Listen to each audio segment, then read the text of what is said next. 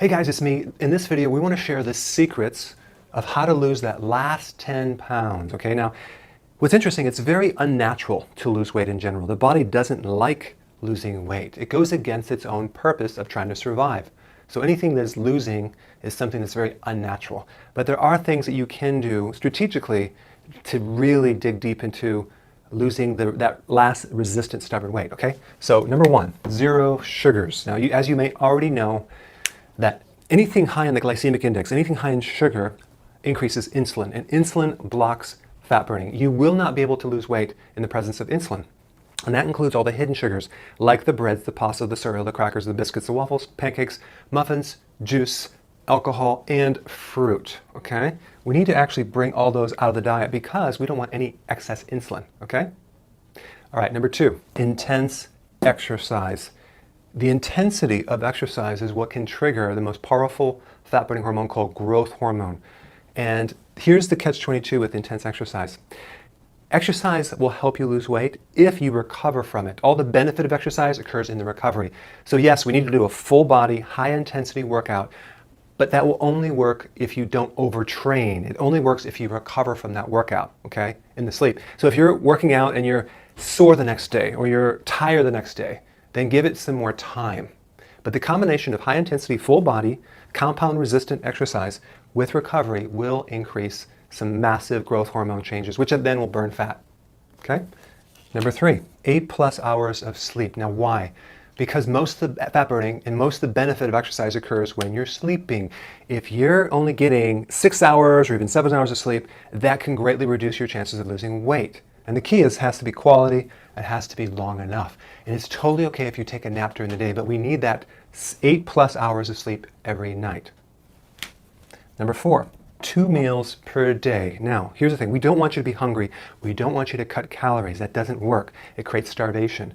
But there's a thing called intermittent fasting that will greatly improve your fat burning. Specifically, growth hormone is triggered by intermittent fasting. And what that means is that we're eating a couple meals, not 3 meals a day. And we're going to add fat at the meal to be able to go longer. So it's not about reducing the calories from fat. It's about going longer, because what happens when you have more than 2 meals a day, every time you eat, you trigger insulin. So we're trying to keep insulin very, very low. And 2 meals a day is a perfect combination. Now, when should you have those 2 meals a day? Number one, if you're not hungry in the morning, do not eat breakfast. Wait till lunch, okay? If you're hungry in the morning, have that breakfast, but then go all the way until 5, 6 and have dinner, okay? And that would be the perfect combination or the frequency of eating. Number 5, no snacking between meals. Why? Because every time you eat, no matter what you eat, you trigger insulin, and insulin blocks fat burning. So we don't want to snack. If you want to actually have like some nuts or some cheese, have it at the meal, not in between the meal, because if you keep spiking insulin, you're never going to be able to lose weight. And a lot of people have this thing called insulin resistance, which is basically like a pre-diabetic situation, which keeps their insulin 4 to 5 times higher than the average person. So no snacking and 2 meals a day will actually correct insulin resistance, okay? And you'll go longer and longer, and you add more fat if you're hungry, so you can go longer without eating. But we don't want to snack, even if it's something healthy, all right? So that's actually number 5. Number 6, protein 3 to 6 ounces per meal. Now why? Because if you have too much protein, you can increase insulin. Anything more than 35 grams spikes insulin. So we want smaller amounts of protein. We can have them twice a day, but we don't want to have large amounts of protein, okay? That's another tip. Number 7, 7 to 10 cups of vegetables. Now this is interesting because unless you do those vegetables, you won't get the minerals, specifically potassium. You need about 4,700 milligrams of potassium every single day. And that's the quantity of vegetables that you're supposed to consume to get that potassium, or you're not going to get it. Without the potassium, you can't curb cravings. You can't metabolize protein as well. You can't build your stomach acids. It's the most important mineral that you need, especially for losing weight. And many people don't have the quantity.